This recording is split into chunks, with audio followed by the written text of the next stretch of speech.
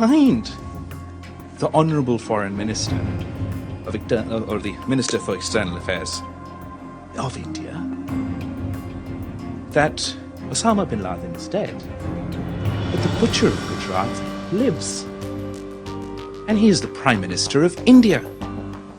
नमस्कार, वंदे भारत। आप देख रहे हैं भारत तक। आपके साथ मैं हूं सांची त्यागी। संयुक्त राष्ट्र सुरक्षा परिषद में इन दिनों भारत गरज रहा है और दुनिया भारत को सुन रही है।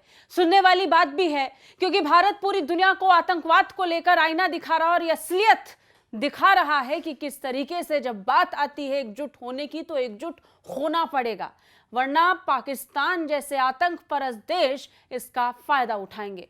आतंकवाद पर बोलने की बारी जब पाकिस्तान की आई तो इसे लेकर कोई जवाब पाकिस्तान के पास नहीं था, लेकिन आरोप जरूर थे, ऐसे आरोप जो बहुत बेबुनियाद थे।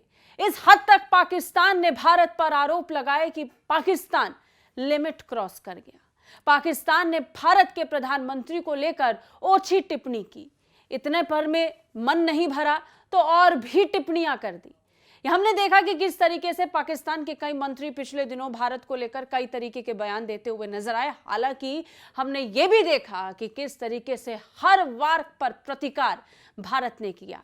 खासतौर पर विदेश मंत्री डॉक्टर जयशंकर ने जिस तरीके से पाकिस्तान को जवाब दिया, उसकी चर्चा तो अब हर ओर हो रही है। संयुक्त राष्ट्र सुरक्षा परिषद में मिली लताड़ के बाद पाकिस्तान बौखला गया है। पाकिस्तान के विदेश मंत्री बिलावल भुट्टो जरदारी ने भारतीय विदेश मंत्री जयशंकर और प्रधानमंत्री नरेंद्र मोदी पर निशाना साधा, ओछी टिप्पणी की। बिलावल भुट्टो ने न्यूयॉर्क में अपनी प्रेस मीट में प्रधानमंत्री मोदी को गुजरात का कसाई बताया। बिलावल ने कहा, ओसामा बिन लादेन मर गया है, लेकिन गुजरात का कसाई नरेंद्र मोदी अभी भी जीवित है।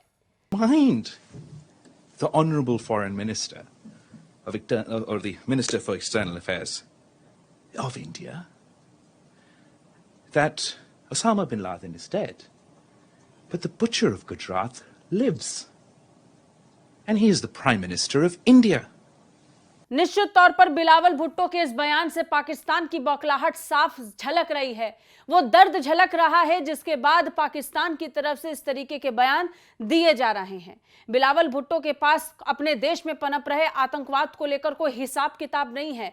हिसाब मांगा जाता है तो आरोप लगाकर बचने की कोशिश बिलावल भुट्टो करते हुए नजर आए। और जब इसी तरीके से एक के बाद एक सवाल बिलावल भुट्टो से पूछे गए तो जवाब में उनके पास कोई आंकड़ा नहीं था, कोई जस्टिफिकेशन नहीं था, सिर्फ और सिर्फ बेबुनियाद आरोप थे। ऐसे आरोप जिनका कोई आधार नहीं था, ऐसे आरोप जिन्हें लेकर पहले ही देश में बहुत कुछ हो चुका है। पूरी दुनिया जिस विषय पर चर्चा कर चुकी है, जो मामला खत्म हो चुका है, उसे बेबुनियादी तरीके से कुरेदने की कोशिश यहां पर बिलावल भुट्टो करते हुए नजर आए। खैर, इन सब के बीच हमने इससे पहले देखा था कि कैसे हिना रबारी खान, जो पाकिस्तान की केंद्रीय राज्य मंत्री हैं, उन्होंने भी इसी तरीके की ओछी टिप्पणी भारत को लेकर की, जिन्होंने लाहौर ब्लास्ट को भारत से जोड़ा और कहा कि भारत इसके पीछे था। खैर, इसे लेकर विदेश मंत्री डॉक्टर जयशंकर ने भी करारा जवाब दिया। विदेश मंत्री जयशंकर ने कहा कि सांप पालेंगे तो सांप पड़ोस को नहीं डसेगा, सांप उसे भी डसेगा जो उसे पाल रहा है। If my memory serves me right, Hillary Clinton was visiting Pakistan, Islamabad, and Hina Rawani Khan was a minister at that time. And I think standing next to her, Hillary Clinton actually said that if you have, I'm giving you the sense, it's not an exact quote, that if you have snakes in your backyard, you can't expect them to bite only your neighbors. Eventually, they will bite the people who keep them in the backyard. But as you know, Pakistan is not great on taking good advice, and you see what's happening there.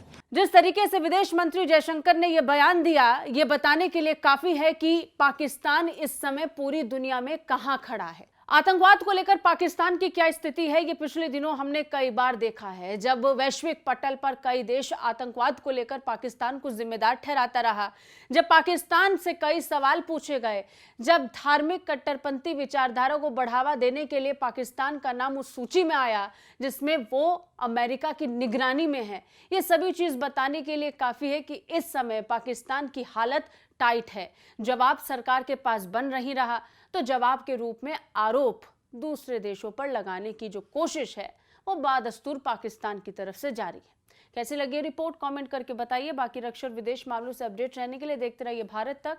जय हिंद।